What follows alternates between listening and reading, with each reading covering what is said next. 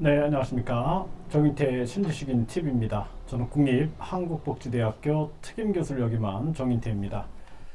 네, 유아교육 전문대학원 시간입니다. 네, 많은 유치원, 또 어린이집, 또 그 선생님들, 또 놀이방 선생님들, 그리고 많은 또 유아를 둔 부모님들, 또 유아 손자를 둔 할아버지 할머니들, 네, 많은 분들이 좀 유아교육 전문 대학원에서 유아교육의 중요성을 좀 깨달았으면 좋겠다. 이렇게 말씀을 드리고 싶습니다.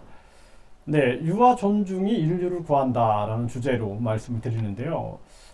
기초 자료를 좀 보면은 지금 우리나라에서 이렇게 그 아동 학대 문제가 굉장히 심각합니다. 오늘도 보면은 친모 친모의 폭행으로 뇌사 상태에 빠졌던 8개월 영아 끝내 숨졌다. 그 오늘 기사예요. 예, 그래서 아이가 운다고 영아를 때리고 던져서 뇌사에 빠뜨린 친모 검찰 구속 송치. 아이가 우는 것은 이제 욕구가 있어서 우는 건데 이제 어른 입장에서 아이를 이해하지 못하면은 짜증이 나니까 집어 던져버린 거죠. 네. 그리고 영아 뇌사 사건 어린이집 교사 추가 기소. 영아가 뇌사 상태가 걸리는 어린이집이나 유치원이나 놀이방에 갔는데 이런 일이 생기면은 아주 충격적이겠죠. 네. 언제까지 지켜주지 못해 미안해. 그렇죠? 아동학대 대응 예산은요, 인프라는요, 뭐 이런 얘기던데 예산 같은 경우 보면은 보건복지부 예산 중에 0.005%다 아동 학대에 대해서 이런 연구 결과를 내놓고 있습니다. 네, 0.005%, 0.005%, 네, 네, 0.005%다는 거. 복지부 아동 학대 예산이 0.005%, 네, 태안구는 한부모 가족 지원 확대 다음 달부터 월 10만 원 아동 양육비 추가 지원한다. 네, 그래서 한부모 가족 지원 확대를 한다. 월 10만 원, 매월 10만 원씩. 그렇죠? 네, 또 한국 국적 아이 기르는 외국인 한부모도 월 20만 원 양육비를 지급한다. 그렇죠? 이런 경우가 굉장히 많아요. 외국인인데 한국 남자랑 결혼했는데 이혼을 했다든지 또는 근데 문제는 아이는 한국 국적을 가지고 있는 거예요. 그래서 저도 이런 상담을 되게 많이 받았거든요. 남편하고 물론 이제 이 국제 결혼을 저는 굉장히 많이 연구를 해본 사람이에요. 그래서 어떤 남자분이 찾아오셔서 국제 결혼을 2번 했는데 둘 다 부인이 도망갔습니다. 이런 사례. 그리고 또 여자분들이 찾아오셔서 상담을 하는 거예요. 제가 이제 베트남어가 되니까. 결혼했는데 남편이 술 먹고 매일 때리고 그랬다라는 거예요. 그래가지고 임신하면 안 그러겠지 하고 임신을 했는데 역시 계속 때리고 돈을 벌어오면은 그 돈을 갖다가 다 도박하고 늘 그랬다 그래요. 그래서 이제 양쪽에 문제점들이 있다라는 사실들을 알게 됐고, 제가 이제 외국인들 한국어 교육을 하면서는, 정말 계획적으로 국적 취득을 위해서, 이탈을 위해서, 한국에 가서 돈 벌기 위해서, 계획적으로 나쁜 마음을 가지고 결혼하는 사람들도 있고, 또 반면에, 집이 가난하니까, 진짜 한번 잘 살아보겠다라고 생각하고 왔는데, 남편이 좀 가정에 소홀히 하는 남편인 그러한 경우도 있다라는 것이죠. 뭐 한국인들도 결혼해가지고 뭐 2명에 1명꼴로 이혼한다 이런 얘기를 합니다. 그래서 한국인들끼리도 이혼을 그렇게 해요. 제 친구들도 보면은 뭐 40대 중반에 결혼했는데 한 1년도 안 돼서 이혼을 하더라고요. 예, 그래서 이혼을 많이 합니다. 또 요즘에 황혼 이혼도 많이 하죠. 하물며 언어가 통하지 않으면 얼마나 많은 또 이혼이 일어나겠습니까? 그래서 이제 언어를 사전에 준비하는 거 중요하다 제가 말씀드렸고, 그런데 여기서 보면은 이제 아이가 한국에 태어났으니까 한국 국적을 갖게 되는 거예요. 그런데 이 한국 국적을 가졌는데 엄마가 한국어를 못하면 아이가 이제 한국어를 못해서 학습 장애가 나타나는 경우도 있고요. 그리고 이 아이가 나중에는 굉장히 그 비행을 할 수가 있어요. 왜냐하면 자기 정체성 혼란도 오고, 그리고 한국인인데 차별을 받는다. 이런 생각들을 하다 보면은 굉장히 큰 또 사회적인 문제가 발생될 수 있습니다. 그렇기 때문에 우리가 진짜 우리나라 저출산 고령화 문제가 상당히 심한데, 이런 아이들, 사각지대에 있는 이런 아이들을 향한 그러한 정책도 굉장히 중요하다, 이렇게 말씀을 드릴 수 있고요. 네, 전남 고흥 아이 나오면 2년간 다달이 양육비 30만 원 준다. 네, 이제 이런 정책들이 쓰여지는 거죠, 그렇죠? 그러면은 이 유아 존중이 인류를 구한다, 제가 이렇게 얘기를 했는데, 예비 부모들부터 서로 존중하는 교육을 배워야 돼요. 사람이 사람을 존중하는 거. 그러니까 사람이 사람을 존중한다라는 것은 그 상대방의 생각과 감정, 그리고 상대방의 말과 행동을 존중해 주는 거예요. 네, 그게 가장 기본인 겁니다. 왜냐하면 그 사람이 가지고 있는 인간의 존엄성 자체를 존중해 주는 거예요. 생각이 다르다고 하여, 언어가 다르다고 하여, 뭐 피부색이 다르다고 하여 차별하면 안 되고, 돈이 많다고 하여, 뭐 지위가 낮다고 하여 차별하면 안 되는 거죠. 그러니까 사람은 인간의 존엄성 그 자체로 존중을 해야 된다는 거예요. 이것을 예비 부모들부터 배워야 된다는 거예요. 그래서 결혼을 하겠다라고 마음을 먹으면 결혼을 하고자 하는 분들이 정말 예비 부모 교육을 받아야 된다. 그리고 이제 결혼했잖아요. 결혼하면은 아이 낳을 때까지 뭐 한 1년 정도 시간이 있지 않겠습니까? 그러면은 결혼해서 두 분이 예비 부모 교육을 받는 거예요. 그래서 예비 부모 교육을 받아서 어렵지 않게 시간도 뭐 충분하게, 태교는 어떻게 해야 되고, 아이를 우는 아이를 어떻게 달래야 하고, 아이는 왜 우는가, 그리고 아이 기저귀는 어떻게 갈아야 되고, 목욕은 어떻게 시켜야 되고, 아이의 언어 발달은 어떻게, 아이의 정서 발달, 사회성 발달, 이런 어떻게 전개해야 되는 것인가, 아이의 정서 발달은 또 어떻게 전개해야 하는 것인가. 그래서 유아기 때 아이들이 인지, 정서, 사회성, 언어, 행동, 도덕적인 자세, 학습 태도 등이 거의 다 결정되는데, 이런 거를 부모가 교육을 해줘야 되는 거예요. 그러니까 부모가 이걸 모르면은 나중에 아이가 자칫 잘못하면 사회적으로 큰 문제를 일으키는 뭐 소시오패스들, 또 나르시시스트, 네, 나르시시스트, 이러한 반사회적 성격 장애가 태어날 수가 있고, 네, 또 뭐 사이코패스도 그렇죠. 또 우리가 유아기 때 적절한 자극을 주지 않으면 아이가 발달 장애, 그러니까 소위 말하면 우리가 뭐 자폐증이나 전반적 발달 장애, 이런 언어 장애, 인지 장애, 정서 장애, 사회성 장애, 행동 장애, 이런 장애가 나타날 수 있다라는 것입니다. 그래서 우리가 유아기 때 아이가 충분히 발달될 수 있게끔 도와주는 거 굉장히 중요한 거예요. 제가 유아교육이 인류를 구한다라고 생각했던 그 문구가 이거였어요.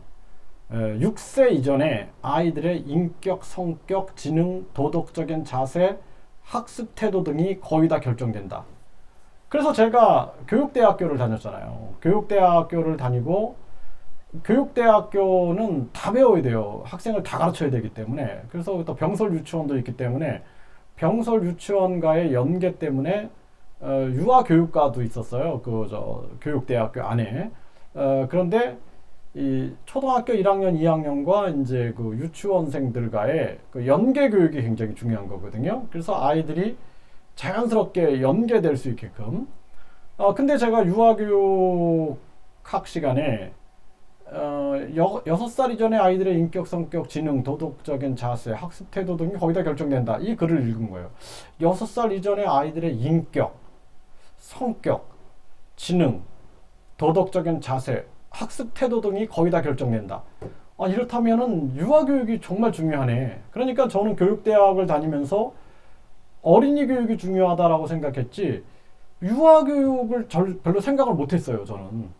그런데 그 글을 읽고 나서 제가 내가 유아교육을 공부해야겠다 해서 제가 유아교육도 석사 학위를 받습니다. 그러니까 유아교육이 얼마나 중요한가를 뼈저리게 저는 느낀 거예요. 그래서 제가 유치원 어린이집에서 뭐 어린이들 미술학원 등등에서 아이들을 체육을 가르치면서 체육을 가르치면서 정말 제가 실감을 했어요. 와, 유아교육이 이렇게 중요한 거구나. 네, 그래서 우리가 유아기 때 부모가 서로 존중하고 아이를 존중해 주는 거예요. 그러면은 유치원 어린이집 놀이방에서도 선생님들이 아이들을 존중해 주는 거예요. 예? 그러니까 존중을 받으며 자랐던 아이들은 다른 사람들을 존중하고 무시를 받으며 자랐던 아이들은 다른 사람들을 무시하게 되는 거예요. 그러니까 존중을 받으며 자랐던 아이들은 다른 사람들을 존중하고 학대를 받으며 자랐던 아이들은 다른 사람을 학대할 수 있다는 것입니다. 그렇기 때문에 내가 너희들에게 생애 가장 중요한 게 뭐냐면 존중을 가르쳐 줘야 되는 거예요. 아기가 울 때는 아기가 말을 못 하잖아요. 왜 울어? 왜 울어요? 왜? 뭐가 불편해요? 응가했어요? 아니면은 배가 고파요? 아니면 어디가 불편해요? 이렇게 말을 하는 것 자체가 존중하고 있다는 거예요. 존중. 예?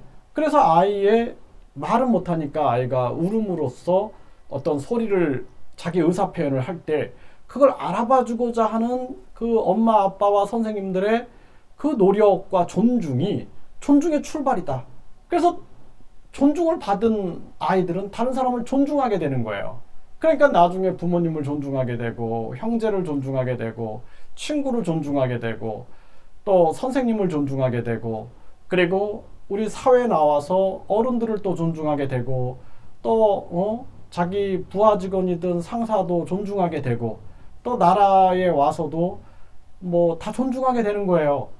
그래야지 우리 사회가 존중 사회가 되는 겁니다. 네. 그 젊은이들이 20대가 70대 어르신이 눈 마주쳤다고 막 때리고, 예? 또 30대가 70대 어르신을 성폭행하고, 이게 존중이 없는 거예요. 그래서 우리가 이 사건을 제가 봤을 때는, 친모 폭행으로 뇌사 상태 빠졌던 8개월 아이, 끝내 숨졌다 그랬는데, 운다고 영아를 때리고 던져서 뇌사에 빠뜨렸다라는 거예요. 네. 영아 뇌사 사건 어린이집 교사 추가 기소. 이게 뭐냐 하면은 존중 철학이 없는 거예요. 유아 존중 철학. 유아 존중 철학을 공부해야 된다는 거예요. 그래서 제가 유아 교육이 인류 행복과 세계 평화에 기여한다. 이런 책들을 썼어요. 그래서 우리 고등학교 친구들은 이제 제가 막 학생회장에 출마하고 고3 때 그것도 고3. 그러니까 고3인 저에게 대학교 시험보다 더 중요했던 것이 학교 내에 그 불량 서클이 폭력을 자행하는 행위였어요. 그래서 그 불량 서클이 뭐 블랙벨트인지 하여튼 뭐 그런 이름으로 있었는데 걔네들은 누구도 건들지 못하는 거예요. 그러니까 고등학교 1학년인데도 화장실에 담배를 피워도 고등학교 3학년이 말을 못해요. 예, 그냥 걔네들을 건들 수가 없는 거예요. 그래서 제가 고등학교 3학년 때 학생회장에 출마해가지고 전교 학생들을 다 집합을 시켜놓고 그 머리 그리고 그 화장실 담배 피는 행위들 이런 거를 제가 강력하게 터치를 했습니다.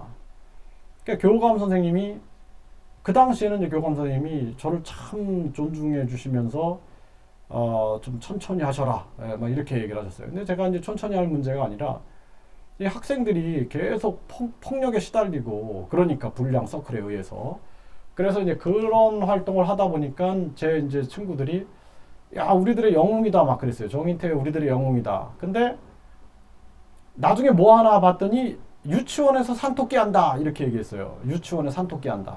그러니까 제가 이제 유아들을 가르치는 일을 막 하니까 우리들의 일그러진 영웅이다. 유치원에서 산토끼 한다 그러면서 막 웃는 거예요. 친구들이. 그래서 제가 유아교육이 얼마나 중요한지 모르는구나 너희들이. 예, 유아교육이 유아에 대한 존중이 결국에는 인류를 구하는 것이다. 내가 유치원에서 산토끼 하는 게 이게 바로 영웅의 진짜 모습이다. 제가 이렇게 얘기했던 적이 있습니다. 그걸 이해 못하는 거예요. 왜냐하면 유치원에서 아이들과 산토끼 하는 것이 얼마나 큰 의미가 있는지를 모르고 그냥 저 교육 공무원 하던 사람이 유치원 가서 산토끼 하고 있다. 우리들의 일그러진 영웅이다. 이렇게 생각을 했던 거예요. 왜냐하면은 유아교육을 우습게 하니까. 유아교육은 그냥 애들 무슨 뭐 기저귀 갈아주는 교육 이런 식으로 착각을 하고 있는 거예요. 그게 아니라 우리 인류의 미래를 위해서 가장 중요한 교육이 유아교육이다. 그래서 유아교육 전문대학원에서는 앞으로 많은 학자들의 유아교육 철학을 바탕으로 해서 우리가 어떻게 유아 존중 철학이라는 이 철학을 실천할 것인가. 그리고 우리나라의 방정환 선생님, 방정환 선생님의 교육 철학이 무엇인가 도대체. 우리나라에 왜 뭐 피아제 유치원, 몬테소리 유치원은 있는데 방정환 유치원은 왜 없는가? 이러한 문제들, 우리가 우리의 가치를 찾는 그러한 시간으로 마련해 보도록 하겠습니다. 감사합니다.